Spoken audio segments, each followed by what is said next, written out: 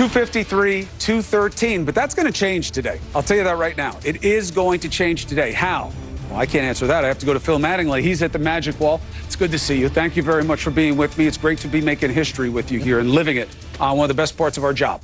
So, when we look at Georgia, we just saw a change. Where were we? Where are we, and why? So we started this night at about 31,000 vote lead for Donald Trump, and progressively it has dropped over the course of the last 12 hours. It has dropped even more since we've been on television the last 6 or so.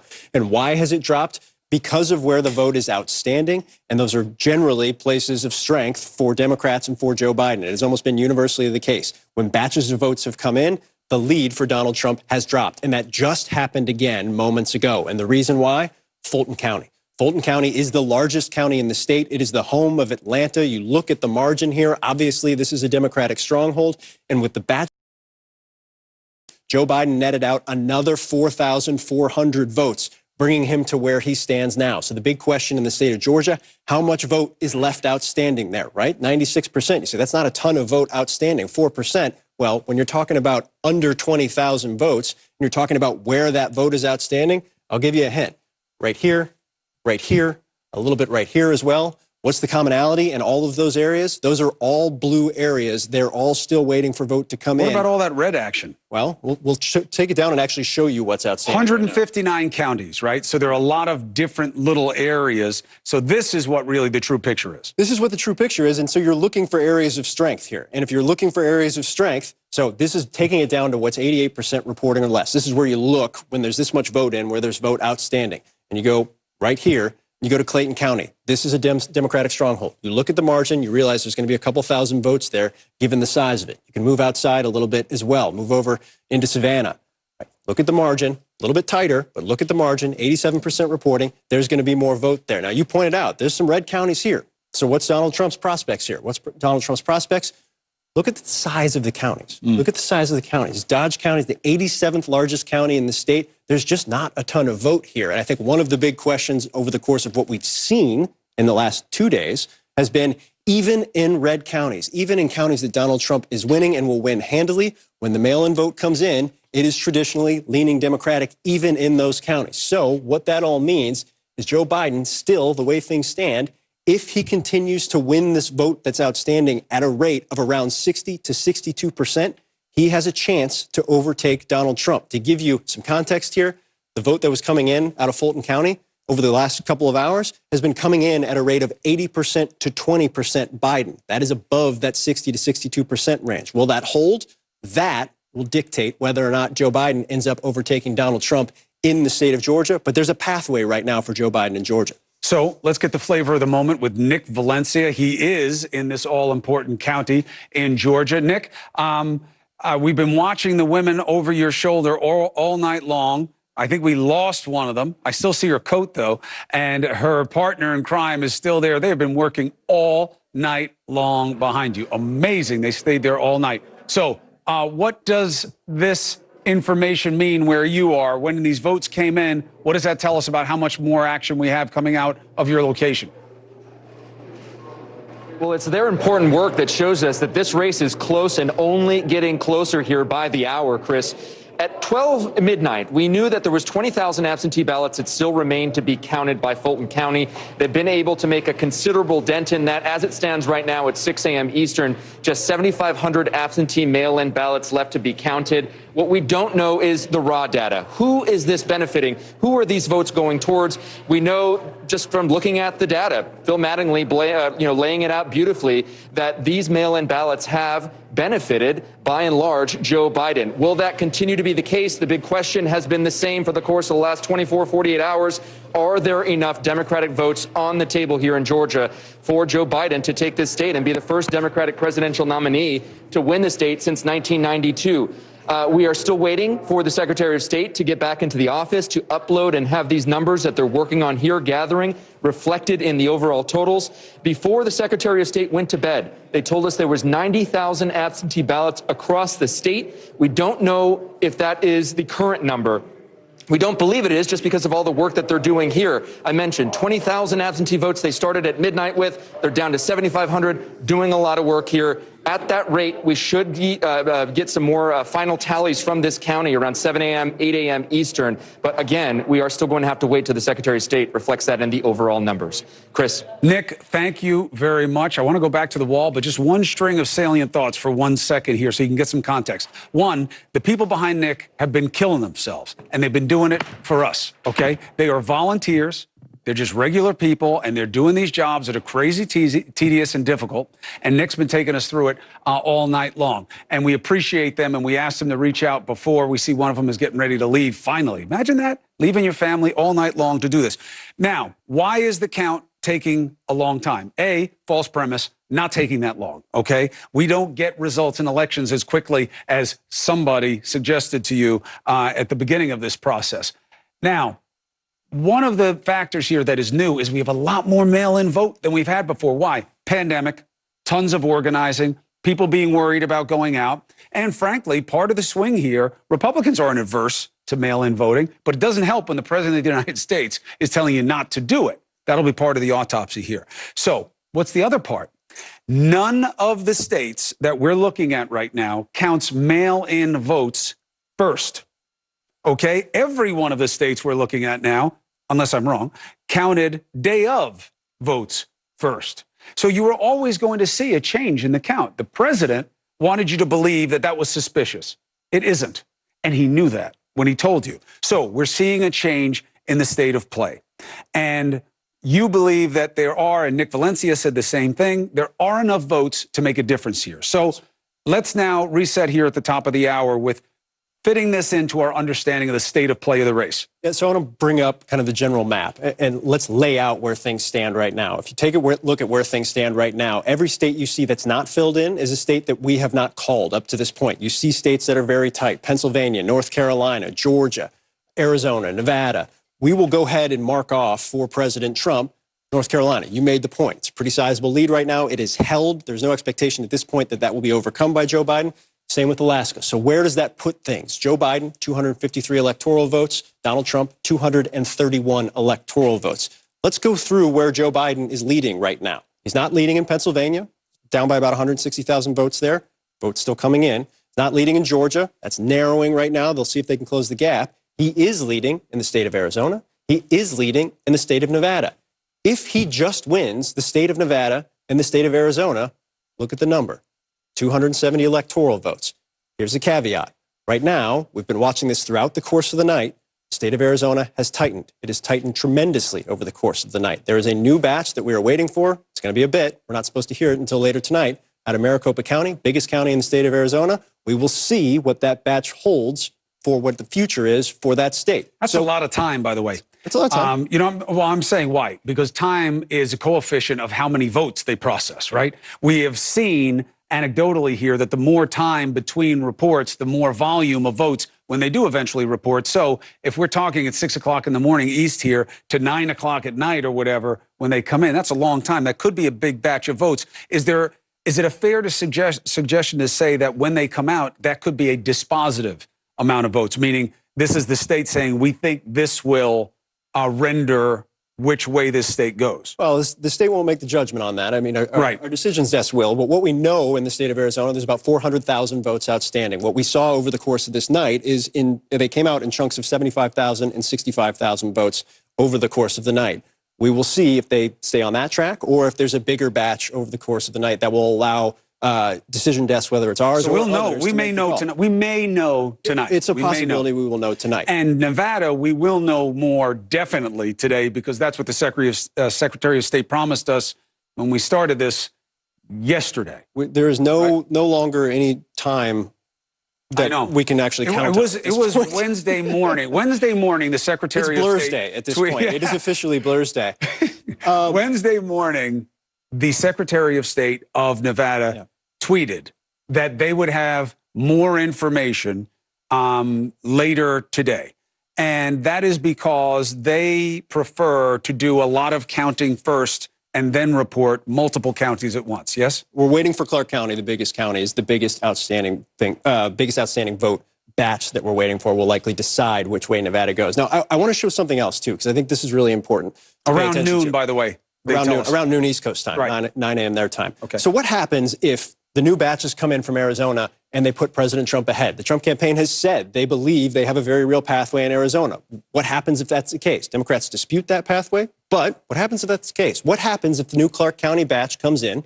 Clark County is traditionally a Democratic county, but what happens if that goes to President Trump? Biden's only leading by 7,000 votes. Who knows? Put that up there. Where does that leave things? 253 to 248. What happens if Donald Trump holds off Joe Biden in the state of Georgia? Joe Biden has a clear pathway there right now, but what happens if Donald Trump is able to scrounge up enough votes from those Republican counties? This is probably the most important thing to pay attention to this morning.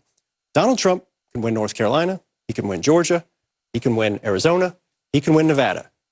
If Joe Biden wins the state of Pennsylvania, Joe Biden is above 273 electoral votes. Now, there are multiple pathways for Joe Biden right now, but the straightest pathway is winning the state of Pennsylvania. That is what President Trump absolutely cannot allow to happen. And that is what the Biden campaign right now, as they look at the numbers in Pennsylvania, which we can get into in a little bit if we have time, that is the clearest pathway to 270. Let's take a break. We'll come back to the wall and go through this. And the question I have not asked Phil Mattingly yet, which is amazing because I've asked him everything that I have been able to think of twice. So stay with us, and then we will figure out how long are we looking at until we know which way we're going to be heading, hopefully together.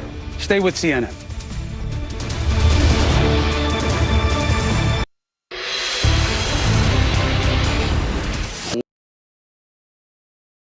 Long night of counting.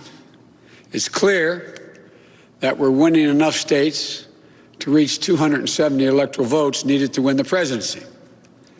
I'm not here to declare that we've won, but I am here to report that when the count is finished, we believe we will be the winners. Former VP Joe Biden there, Chris Cuomo, Phil Mattingly here at the Magic Wall. His campaign team believes that they will win Pennsylvania. I just got an email from President Trump as a longtime friend and supporter, as it is addressed to me. I don't know how to make it stop. I've tried. Now I just go with it. And it said there that he has won Pennsylvania. And he says this isn't just a rumor because his campaign manager says it's true.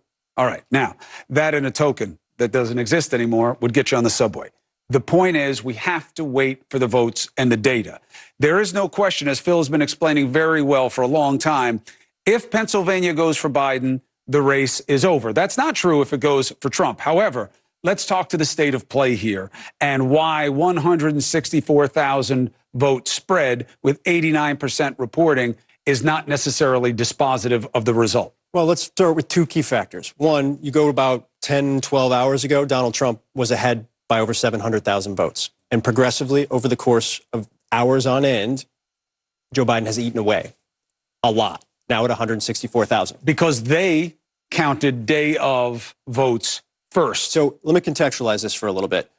If you recall, Wisconsin and Michigan, similar structure, right? You count day of vote first. Day of vote has been predominantly, heavily Republican. Why? President Trump's turnout operation was outstanding. I don't think anybody can argue with that. And President Trump urged his supporters to vote in person on Election Day. For those three states, Pennsylvania, Michigan, Wisconsin, they counted Election Day vote first, and then they moved into mail-in ballots. Why does that matter? Democrats heavily leaned into mail-in ballots. What happened over the course of the count for Michigan and Wisconsin? It started off very Republican, and hour by hour by hour as they counted the mail-in votes, Joe Biden made up ground, flipped the states blue. Both of those states have been called for Joe Biden right now. So the big question, we have seen a similar scenario play out in Pennsylvania up to this point.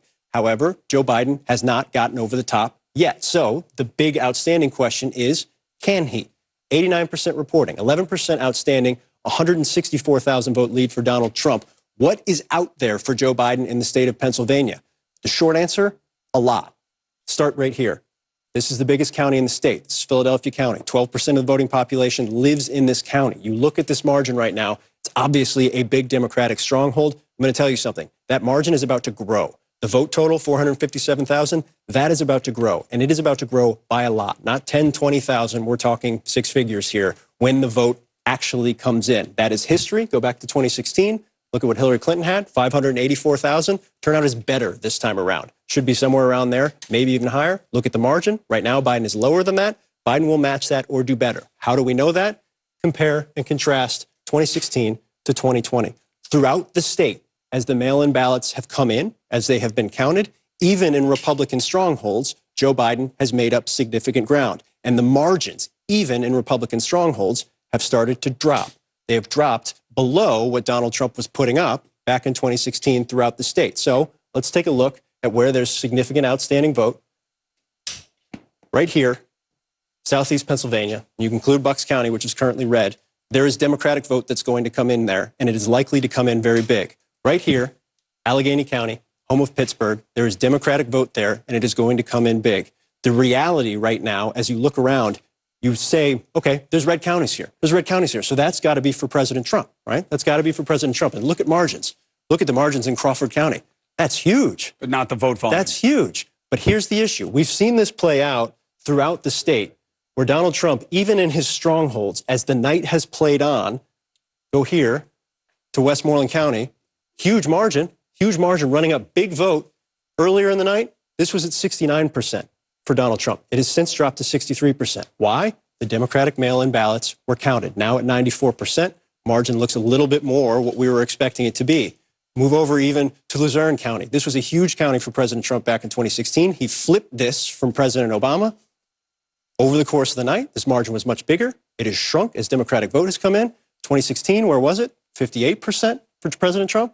2020, 56%. You say, that's not a lot. Well, when margins matter, and margins matter huge in Pennsylvania for Republicans, particularly when you know Democrats are going to blow it out in the Southeast and out in Allegheny County, all of a sudden, it becomes clear. Pathways are there for Joe Biden. The majority of the vote that's outstanding, just because it's vote by mail, is going to go towards Biden. The big question now is, one, when is it going to come in? Right. We've been waiting. Question. We've been waiting for a while on that one. And when it comes in, what is the compilation of it? Is it 60, 70, 80% Biden, or is it somewhere lower? I will tell you right now, based on our calculations, what we've been kind of working with throughout the course of the night, if the remaining outstanding vote comes in somewhere between 60 and 62%, Joe Biden overtakes this. Joe Biden overtakes this. And what we've been seeing is when this vote comes in, the vote by mail comes in for Democrats, particularly in this state, it is coming in higher than that regularly. So there's a pathway. We have to wait and see. There's a lot of vote outstanding. It's still being counted. We haven't gotten any updates in the last couple hours. But that's the reality of Pennsylvania right now, and that is crucial. If Joe Biden wins Pennsylvania, Joe Biden is over 270 electoral votes. Now, here is the question. If things happen and there are projections and somebody wins, okay, it is not going to be over because there will be a factor of people challenging the count legitimately with a request for a recount.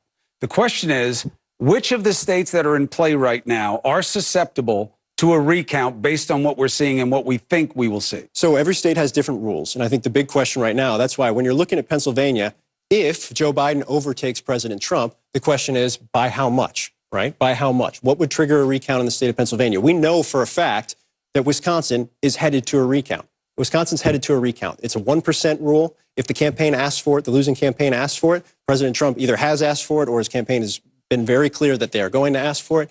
Check down in Arizona as well. I think that's about 2,000 votes, I want to say, separation. The losing campaign can ask for it. We'll see. We'll see. There's a lot of votes come in. We've been talking about it, 400,000 votes outstanding. So we'll see there. So there's a couple things at play. We know there's going to be at least one recount. Georgia is almost certainly headed to a recount, whoever wins. Whether Joe Biden makes up the difference right now or Donald Trump hangs on, it is going to be razor thin. Georgia could head to a recount. So the other factor here is whoever clears 270 electoral votes, do they clear it to where the recount states don't even matter, right? You lock in 306 electoral votes or 290 electoral votes, and it doesn't matter if there's one state outstanding. You're already above 270 no matter what. But it's definitely a factor because of how close these races are. Right. And then it's time and drama, because the chance that the vote comes back different is likely. Materially different, unlikely. But different, likely, and then that adds drama, time and drama. All right, so we're going to take a break. I've been waiting 3 hours to ask him that question because I think it's going to become relevant, and I want you to be prepared for that. Phil, thank you very much. Quick break, a lot more content on the other side. We'll be right back.